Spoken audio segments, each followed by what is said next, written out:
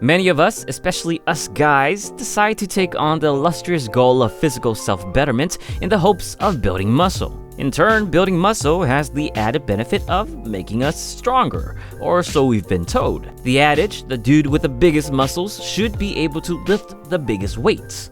Now, there is some truth to that. Being stronger do to an extent require more muscle, and having more muscle generally means more strength. Especially beginners, it's a guarantee that you will get stronger and bigger once you start lifting, since any type of extensive muscle stimulation will invoke some degree of muscle hypertrophy and strength gains just from the novelty of training itself. However, although it is unlikely to increase one completely without the other, it is possible to train specifically for one. Doing so would indeed improve one more than the other due to some physiological differences in which we will be discussing in this video.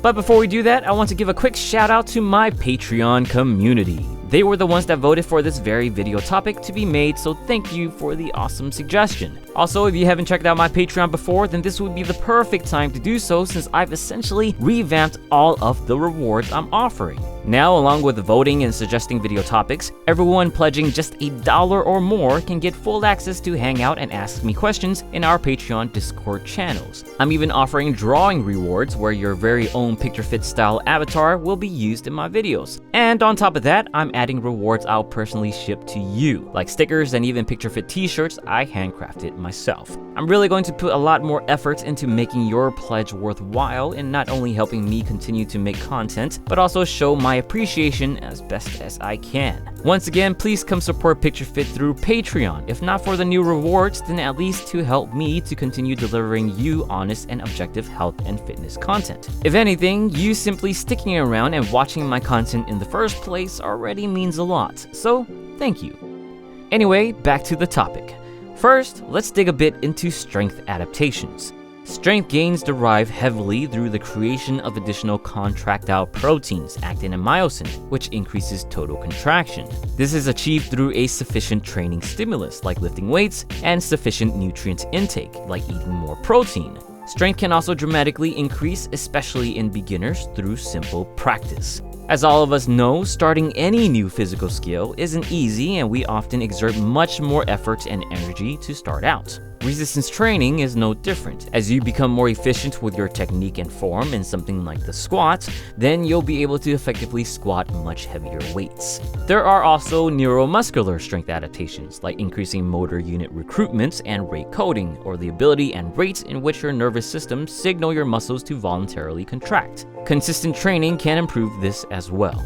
And lastly, there's the matter of biomechanics, which we won't be able to fully analyze since it takes quite a bit of explanation far past the scope of this topic.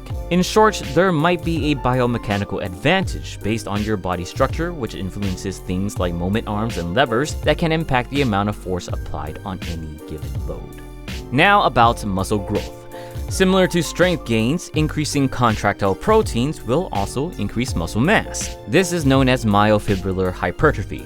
Another hypertrophy concept exists, however, that supposedly benefit muscle size more so than strength. This is called sarcoplasmic hypertrophy, a prevailing theory in which other non-contractile protein components like fluids, glucose, and sarcoplasmic organelles create a swelling effect that leads to larger muscles beyond that of myofibrillar hypertrophy. Now, we don't exactly know how sarcoplasmic hypertrophy works, and much of the current literature is quite convoluted. That being said, I would kindly refer you to Greg Nuckols' article on this matter, which I'll link in the description if you're interested in a more detailed analysis. But in short, specific training might, but not for sure, increase sarcoplasmic hypertrophy and specific changes to the fiber itself, like fiber diameter, thickness, and energy preference, which could impact muscle size relative to strength. But again, a great deal of uncertainty exists on this matter.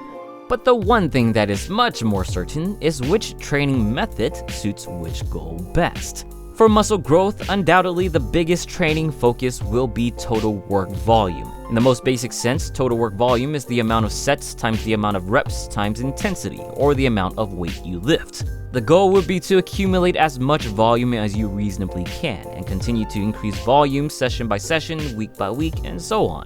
You can do so by adding more sets, more reps, more intensity, or adjustments of all three. Typically, bodybuilders shoot for 3 to 5 sets of 8 to 12 reps with a moderate intensity, since it's kind of the sweet spot for accumulating volume at a relatively short amount of time. However, studies have shown that doing as many as 100 reps per set, or even just 2 to 5 reps per set, can indeed achieve similar muscle gains as long as total volume was the same.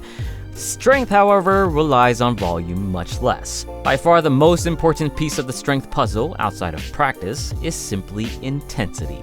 In the same studies showing 100 reps achieving similar muscle growth as 5 rep sets, the researchers also found that in the case of strength, the lower rep group, which worked with much higher intensities, achieved by far the highest strength gains. One study also found that similar strength gains in the squat and bench press can be achieved with just doing one single set compared to doing 5 sets when both groups employed the same intensity. Simply put, if you want to lift heavier weights, then you have to train heavy. There's really no way around it. Common strength programs would have you working within the 85 to 100% 1RM range, with 1RM being the maximum weight you can lift just once. Now, of course, most of us probably want to get stronger and build muscle simultaneously. That's where a solid and balanced program comes in handy. Typically, that means finding a middle ground, such as working with moderately heavy intensities while shooting for more volume, or splitting your program to focus on one aspect at a time. If you need help figuring out what works best for you, then please come check out our PictureFit Discord community, where many of our great minds can help you out. Other than that, that's about it as far as differences of building strength versus building muscle. Ultimately, there are notable differences in a physiological sense, and in training, it comes down to intensity versus volume. Once again, shout out to my Patreon members for supporting me and voting for this topic. Also, a big specific shout out to Encho Mishinev for your generous pledge of $15 per month. Huge thank you to you. Anyway, let me know what your thoughts on building strength versus building muscle in the comments below. If you enjoyed this video, then please give it an intense thumbs up and share it with your volume-loving friends. As always, thank you for watching and get your protein.